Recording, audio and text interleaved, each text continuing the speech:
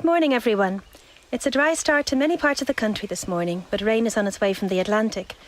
The rain will become widespread across the country by early afternoon, giving some heavy bursts in places. But most showery weather will come from the west during the course of the afternoon and evening time. Some clearer skies and perhaps a little sunshine will be found in the south of the country later in the day. Top afternoon temperatures, 12 to 16 degrees, with southwest winds, which will feel fresh and gusty. Tonight will be cool, but mainly dry, with lows of 6 to 9 degrees. That's your weather, and a very good morning.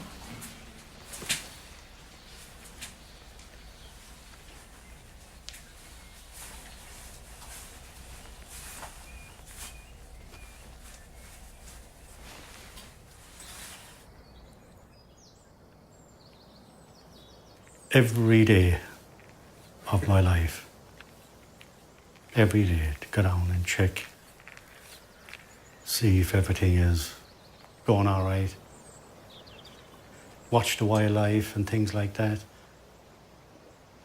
There's more to the fishing, than catching the fish. You've got to look at everything, haven't you? You've got to look around you, and that's what I do.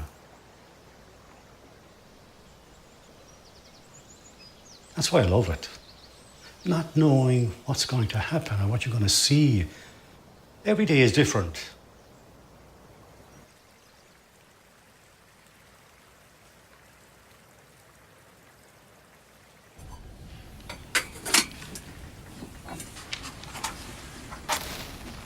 I can tell you how I became a guide. I used to be fishing Stuart Martin's water, which I shouldn't have been fishing his water. And he met me one day on the riverbank, and he says to me, "Do you realise you're poaching my water?" I said, "Sorry, I didn't realise that." And he looked at me and he said, "Well, I think I better take you on as a gillie," he said. So I said, "Well, that'll do fine, that suits me." So that was wonderful. That's how it started. That's how it started. I was 14 years old. I think I spent more time fishing than going to school.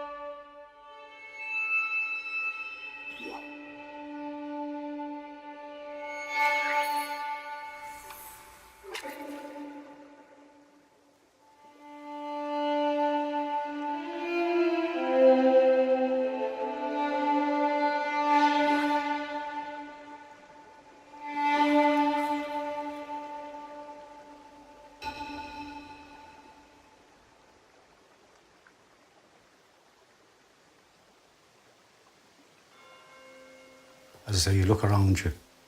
Never mind catching the fish. That's not important at all.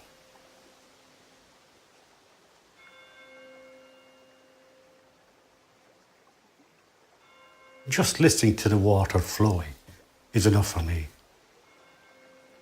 That's how much I love it.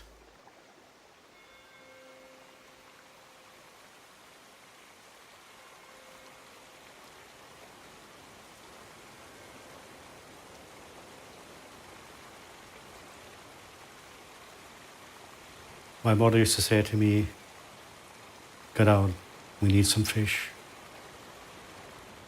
And I'd wander down.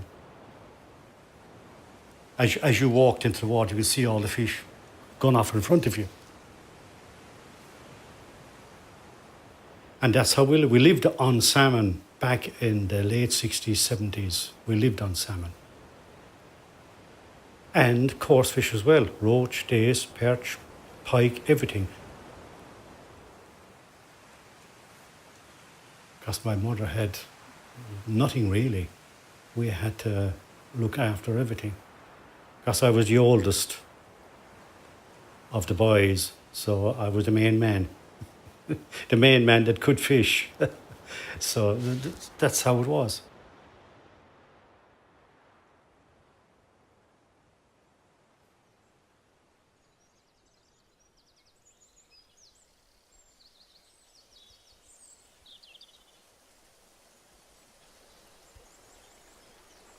I brought this Dutchman, Zoff, to the opposite side of the river, and he was dying with cancer.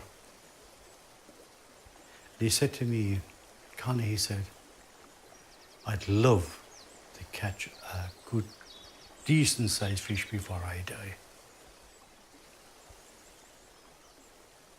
And I said to him, well, I'll see what I can do. Like, I can't guarantee, like, you know, it's not easy to come up with something like that.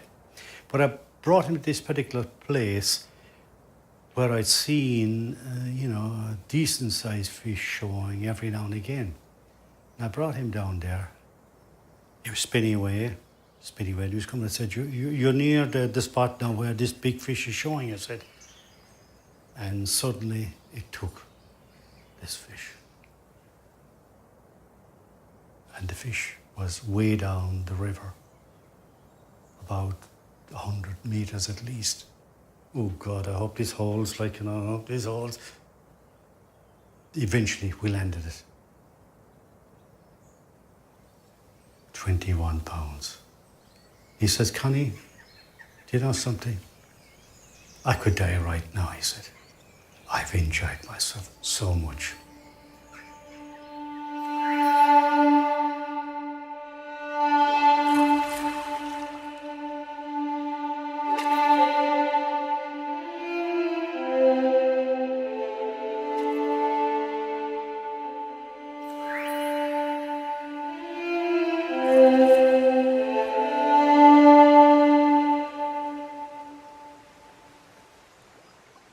Well, actually, would you believe it, I met the wife on the river. I was fishing there one day, fishing there quite happy, just landed a fish, and she comes walking along the river, and she said, hello, you've got a fish? I said, yeah, nice one.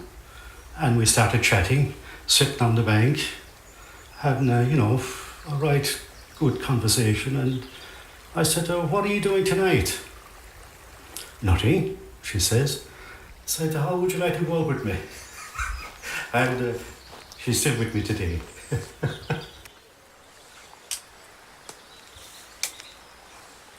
Our biggest was, not a monster, but 16 pounds was the biggest fish she caught, like, you know.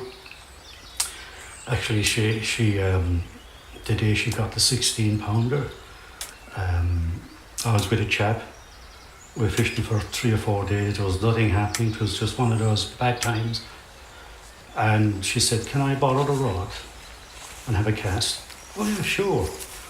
And the first thing she hooked was a trout of about 2.5 pounds. We said, lucky what you call it, we said. And the next cast was a 16-pound salmon. And yeah, and I remember this chap said to Eileen, the wife, what are you doing tomorrow? Would you gilly for me?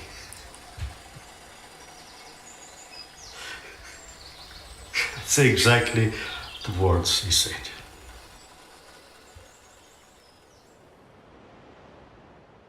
This Kosulgavahu Nogerek tu an Grein.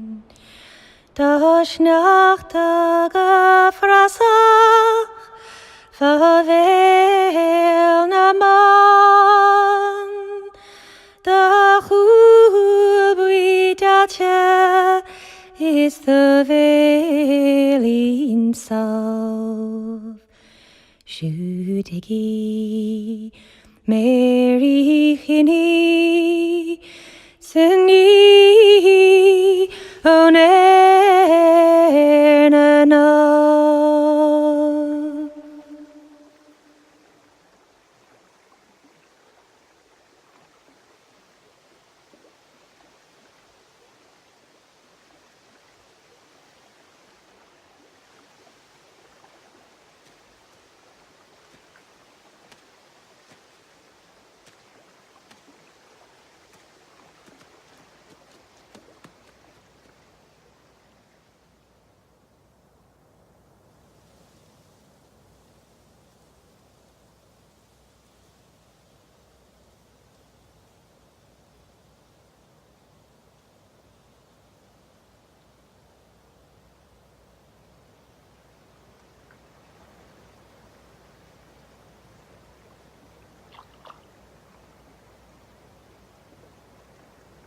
You know, there's more to it, like, there's more out there, isn't there, you know?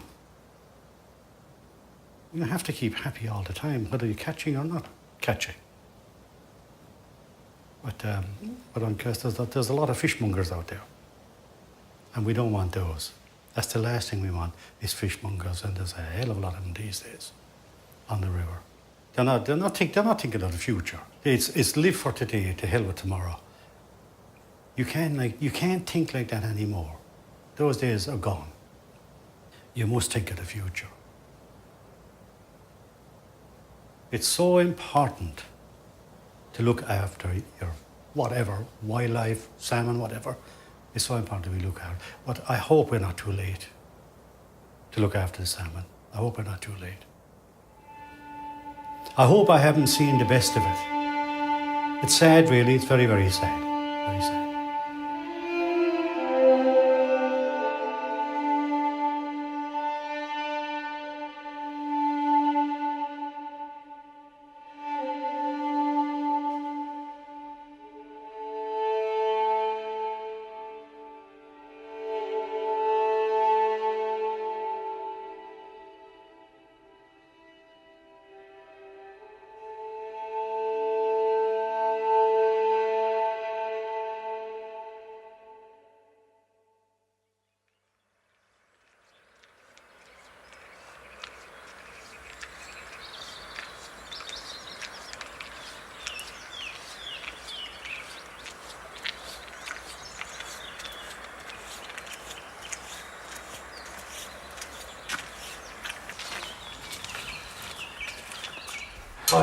I met a chap this year on the river, and I said to him, any good?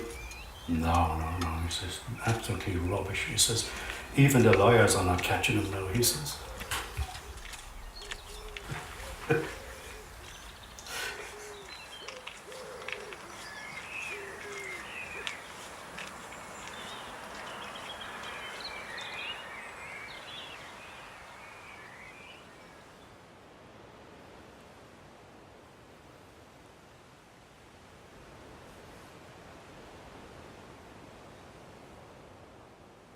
Yes, speaking. Yes, there's been a few here and there, but not too many because the water's been so high, like, you know.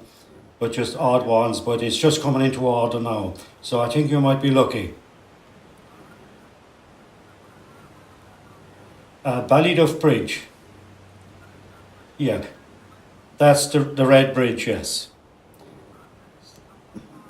Oh, about 9 o'clock, I would say. Around 9, yeah. 9 o'clock, that would be perfect, yes. Okay, all right, thank you. Bye-bye, bye, bye-bye. Is kasulgavahu nogerek tu angrein. Das nachtige frasach verwel na man. Da hubridache is the veil so. Shudigi Mary Hinny Sini One